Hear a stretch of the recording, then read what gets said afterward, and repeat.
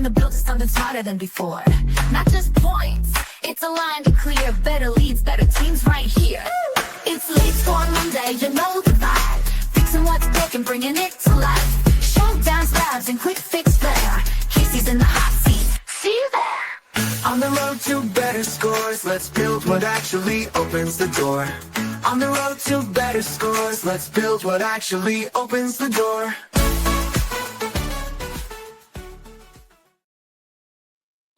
Less children's music, not.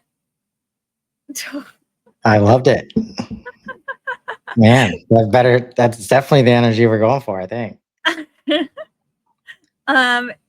If this is your first time joining us, you missed the old children's music version of my intro song, but I've got plenty of previous episodes you can catch up on.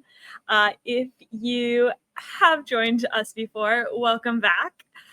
Today we are having another episode of Lead Score Showdown, the live show where we don't just debate theory, we duke it out over what actually works in your lead scoring model.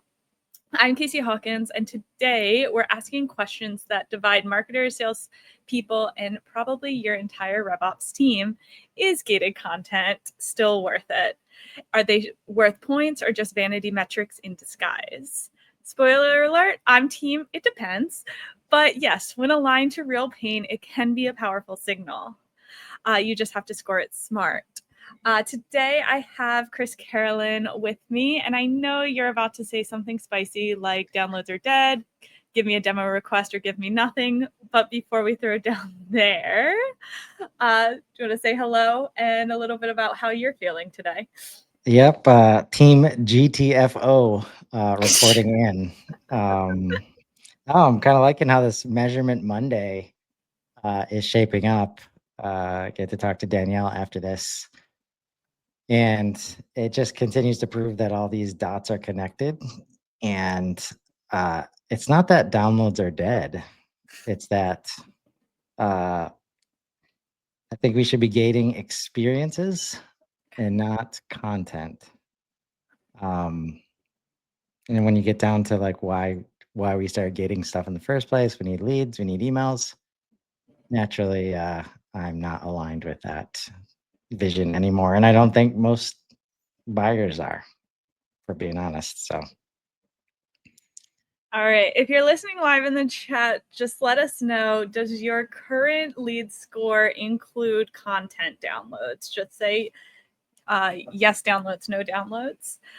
But to your point, Chris, like this is a really common practice to include it. And I think a lot of it comes out of fear, like a lot of things. I am a marketer by trade. And I had a client recently ungate all of their website content. And before they did that, they did come to me and they said, hello, we're thinking about ungating all of our content. And I went,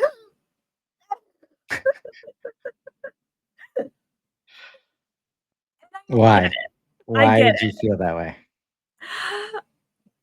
It's scary.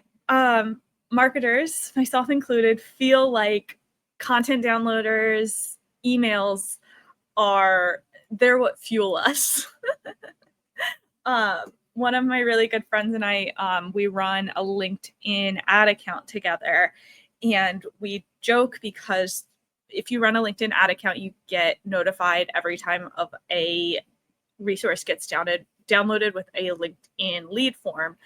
And the way that can just turn our entire day around when we get that notification, we're like, yes, we're killing it. We're nailing it.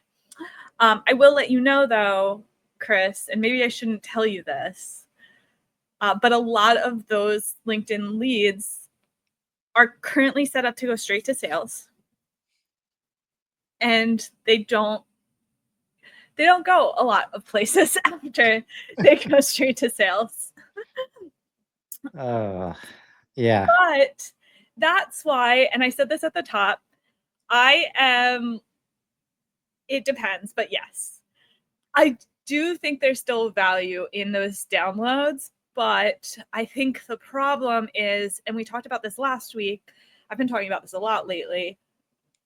When we treat a download like a demo request, that's the problem. Right.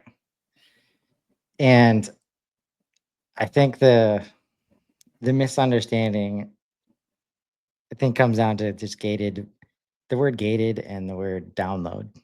Like, I would advise anybody to have a download available for the content that is on the page. Mhm. Because when you have the option to read it there, Mhm. and then we like it so much that we want to take it with us or share with somebody else in a PDF kind of way, Mhm. especially a PDF kind of way that we can track via like HubSpot documents or something like that. Mhm. Like, it's so much more valuable because you have the context related to the download, right? It still doesn't mean they consumed it at all. Like, they could have just gotten that page, like the title. Yeah, let me put this in my forever PDFs folder of resources that I'm never going to touch again. But that is much different. It has a much different experience. Even if they never look at it again, they still see it as valuable. And those kind of micro touch points of downloading and managing the thing, and just it might seem small, but it's it creates more progress and trust than if I don't do anything because you asked for the email first.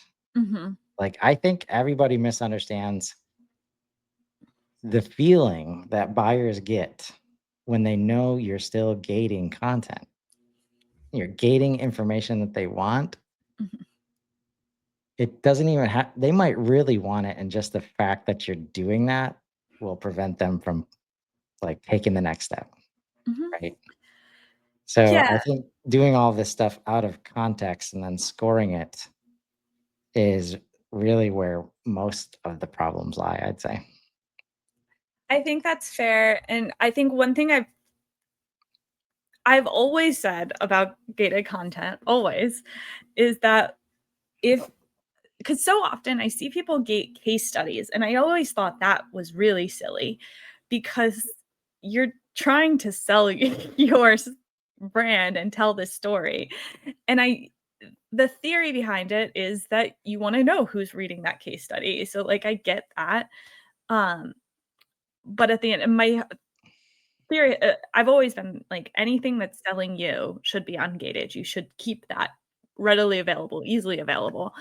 Um, but it's some of those, like, more valued items, um, and that's where it comes you said gating experiences. Can you explain a little bit more what the difference between a resource and an experience is to you?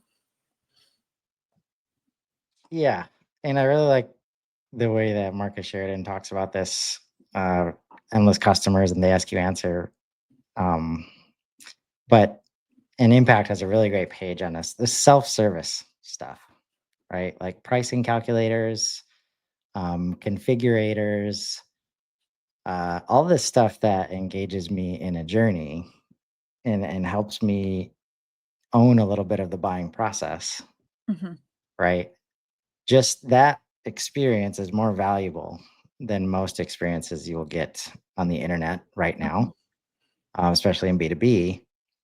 And if at the end of that, to get the report or to get the insights, um, it makes sense. Like, that's an okay value exchange at that mhm, point for me to give you my email if the experience has been great, and I really, if you're going to go through that experience, you likely are wanting to understand something at the end of that, self-service process.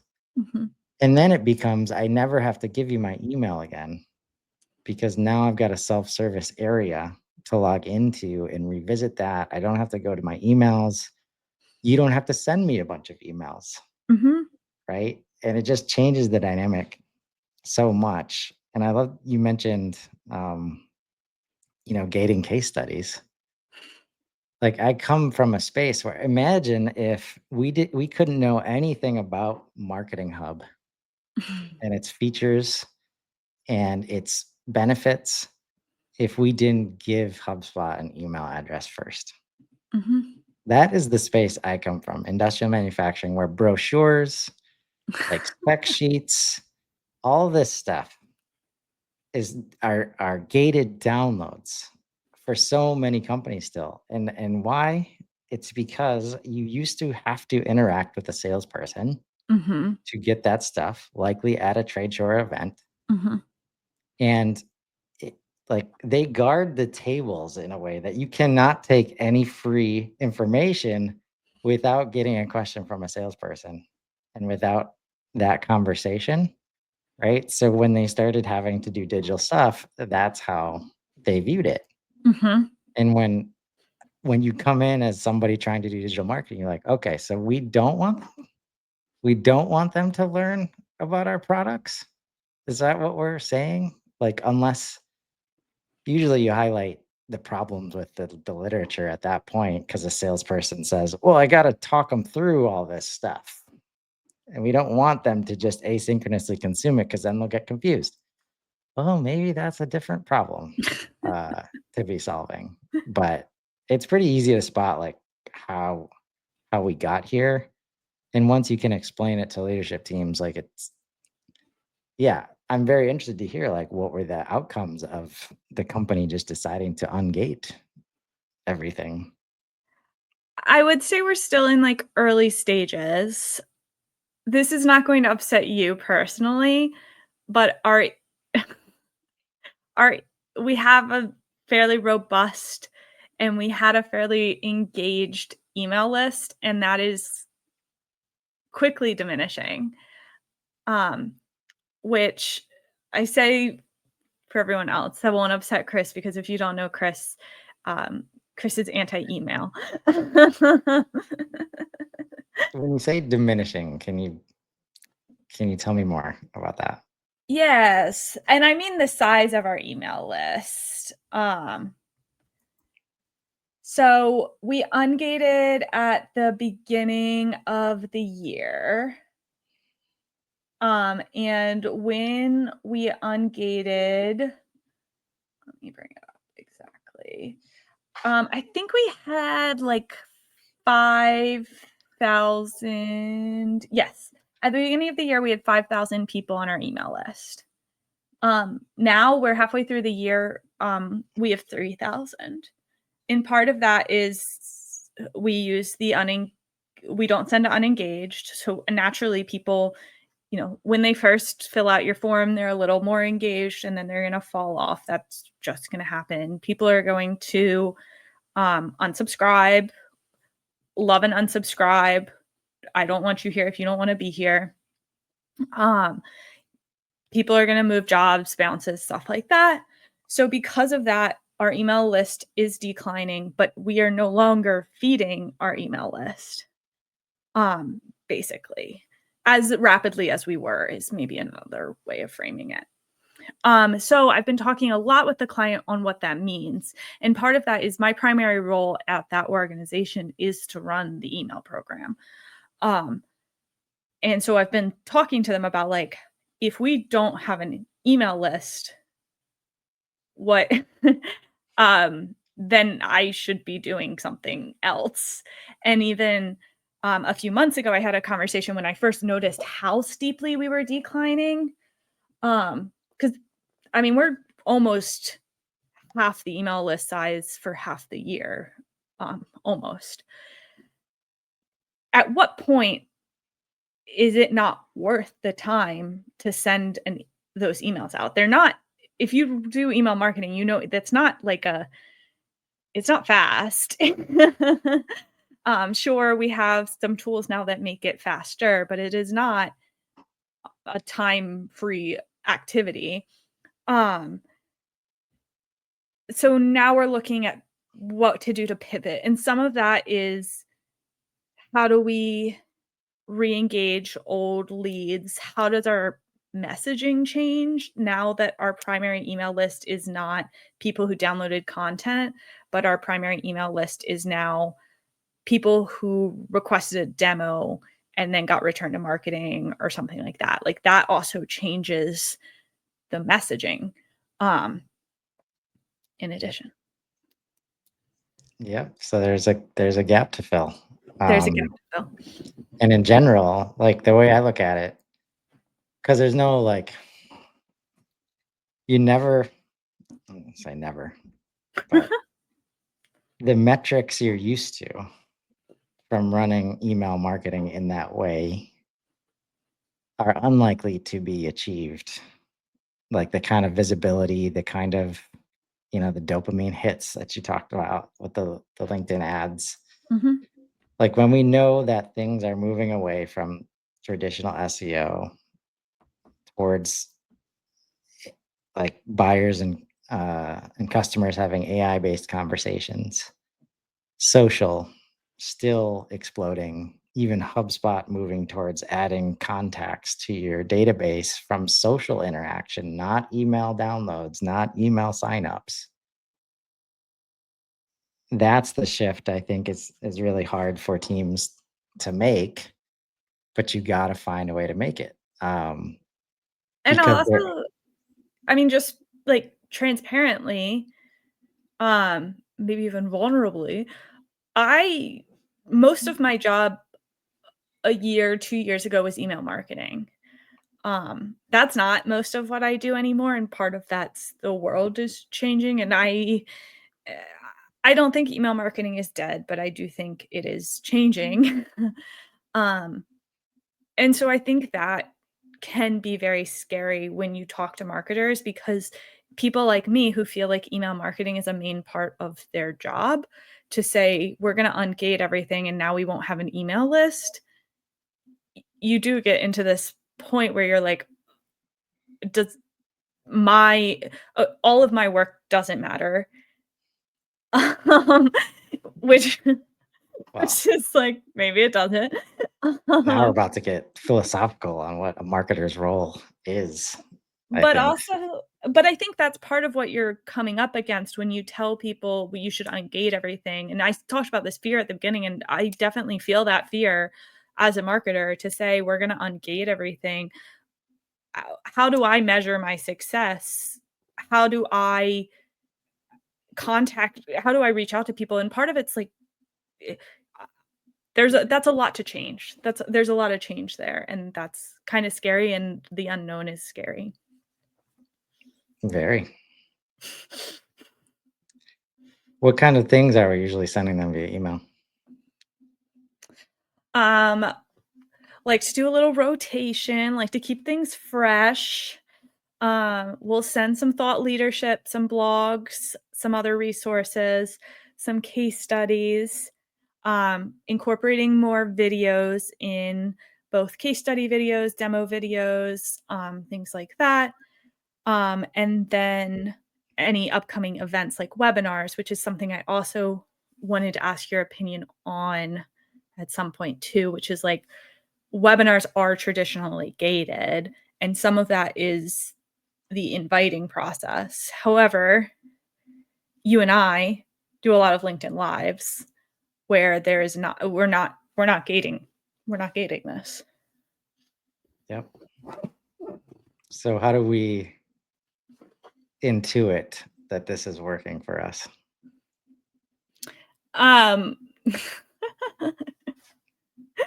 Chris All of knows it's the like answer. a long list of immeasurable stuff, right? Yes. Like Yeah, yeah. qualitative, people responding to, various posts, commenting, DMing, tagging us out of nowhere, right? Like Mhm, it's a complete shift from the SEO based world.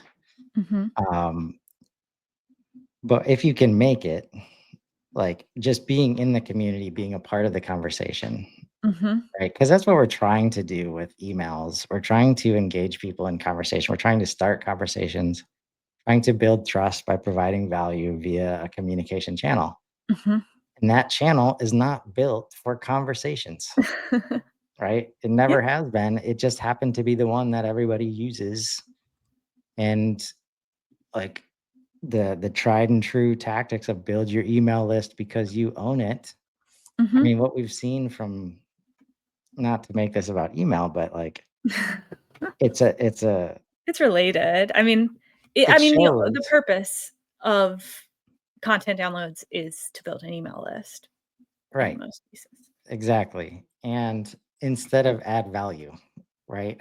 like like when you come down, like it's very easy to show that first principles do not align with email marketing best practices, right? In that you have to get so good at newsletters, Mhm, basically, to have any kind of ROI in comparison to the other ways that you could be getting return, right? mhm, At the end of the day, it's very hard to combat the ideas that email is very low cost and you can scale it very easily and all these things. And it only takes one or two to hit and turn into a closed deal to make it immediately like positive ROI. mhm, But there's so much opportunity cost in the effort that's applied that often I will ask people to say, like, take 10%, take 20% of that effort, start applying it toward LinkedIn and just watch what happens. Because, but the challenge I've seen, I was experiencing in 2020, marketing can't do this part for everybody else. Like, they are not the subject matter experts. And if you mhm, can't get your subject matter experts to be present in places on LinkedIn, to be there to engage in the comments mhm, and actually be in the conversation, that's where it's just like they would at events. Like if you think about LinkedIn as a 24/7, 365 trade show, you mhm, need your smart people there engaging. mhm, And what I've seen is it gets to the point where you don't have to measure it because everybody just understands that it's business development, it's marketing, it's sales, it's service all at the same time, mhm. right? Yeah, I mean, I think you're right. I think some hesitations I hear out of what you just said, like some hesitations I have out of what you just said. One is the immeasurability. Um, yeah, I know, and I mean, we've talked, like, feel the impact that I'm making from lives. However, I know if I had, I'm just me. I am my entire board. I can, I can use that feeling. Um, if I had a board to report to and I had to explain to them, like, but there's just this like feeling. I think that makes it hard for a lot of teams. It makes it impossible, It makes it impossible. actually. Yeah. Like, and that's where value first is coming from in that this is transformation, not optimization. Like the old ways very clearly don't work. If you ask that board, this is where I've never had the chance to like challenge a board. I certainly would. That's probably why people don't put me in front of them. Um, but it's like where like show the proof that this cold email tactics, these email lists, I can show you tons of proof that everybody says. Like I do a show at Clement on Tuesdays where he's done it and he can see lead gen metrics just tanking related to all the old like get the leads, send emails practices, like all of them. There is no writing on the wall that says this is going to possibly still work because AI is just destroying the channel and it will destroy it before we can recover. And all of a sudden, AI gets really good at it, right? Because you got the Microsofts and the Googles of the world, they truly own these email channels, by the way, right? I mean, how many times this year somebody like that wanted to go to the event or that wanted to receive your thing and couldn't receive it because Gmail randomly decided that it was spam, right? Mhm. Even though they gave all the intent in the world, wanted to sign up and you have previous conversations, it's just like we haven't seen this kind of event before, so we're not Mhm. going to put it on your calendar. And so these companies have understood these practices, and if we're in our email inbox to get those downloads, they've learned that that's not the best way. to do that. And when I was paying for like lead gen stuff from like content syndication Mm-hmm. back in 2020, and you get the leads list, and it's like half competitors, Yeah. and you're like, what are we doing here? Yeah. Right. And one of the reasons to gate this is to protect the information from competitors a lot of the time. Mm-hmm. Right.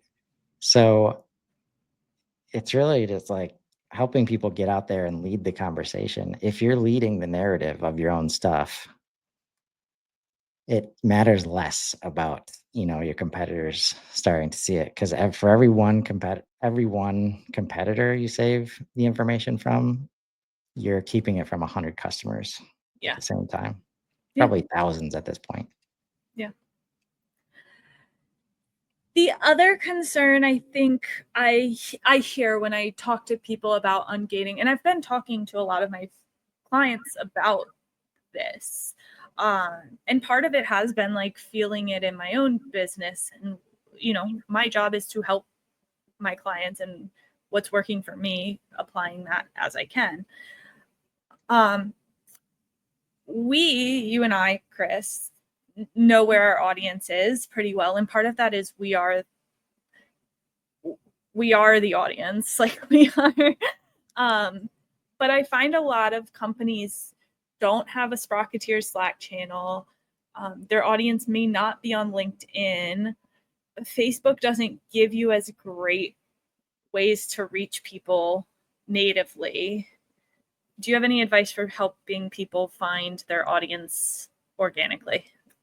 I mean, again, in 2020, this related to getting Sales Navigator for the sales team in the material science space. And the fact is, there's a billion people with LinkedIn profiles. Your audience, like, prove to me your audience isn't there before you suggest that that they're not there, right? Mm-hmm. But this so quickly becomes an internal conversation when you realize teams still think it's like Facebook, and they Mm-hmm. think they're not doing their job if they're showing up on LinkedIn and liking posts and commenting. Like, it'll blow Mm-hmm. your mind. Marketers who are selling to marketers and salespeople, you step out and start looking at other domains, people think they're not allowed to get on LinkedIn like during their work hours because Mm-hmm. they think it's like Facebook. So what do? They will be on LinkedIn, and they don't like or engage with anything.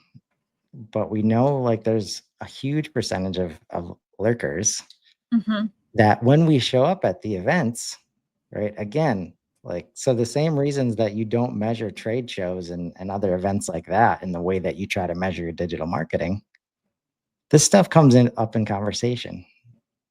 And that's where can you get to the point where, hey, we're going to try this new thing. Then when we go to the next event, the only way we're going to measure is if nobody says anything about this new way we started showing up, Mm-hmm. we will know that our audience is not on LinkedIn in this case.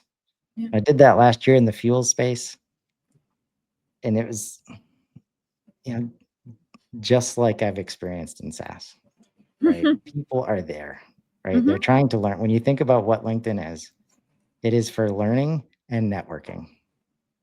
And show me a professional that doesn't try to do that in some way, right? Those are probably the professionals that you can't reach digitally like at all, right? So if that's you, like, get on the events, the in-person events every week, lunch and learns. Like, there's a path for that, but it's certainly not an email list either. So I think one thing a lot of teams undervalue is their customer success, their support, their service teams. Um, and that's like the issue of silos. We talked about this last week in my mastermind group, that when you talk about who should be involved in building your lead score, having those support people, those are the people who are they're the closest to your customer. in most cases. Your sales team sure is talking to potential customers each day, but that's not who's talking to your customers each day. Yep. Again, marketing cannot do this part on behalf of the rest of the organization. And that's the part that organizations have a lot of challenges with. All right. Well, this has been Lead Score Showdown, where we leave no lead score unturned. If you've been wondering whether to kill your gated content scores or just evolve them, hopefully you've got some new ideas to chew on. If you're team gated like me, let me hear how you're using content signals in a smart way and not overpowering your demo scores. And if you're with Chris and think it's all noise, convince me.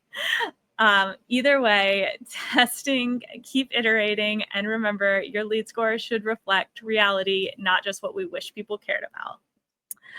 And if you're one of the many teams racing to rebuild your scoring model before August 31st deadline, don't just rebuild, build better. I'm working with teams right now to create scoring systems that actually reflect how your buyers buy, not just how your CRM wants to track them. Learn more at valuefirst.site/scoremaster or shoot me a DM and we'll talk through what better could look like for you. Have a good week, everybody. See you next time. We're live now. Don't miss the score. Join the build to something smarter than before. Not just points, it's aligned and clear. Better leads, better teams right here. It's Lead Score Monday, you know the vibe. Fixing what's broken, bringing it to life. Showdowns, labs, and quick fix flair. Casey's in the hot seat. See you there. On the road to better scores, let's build what actually opens the door. On the road to better scores, let's build what actually opens the door.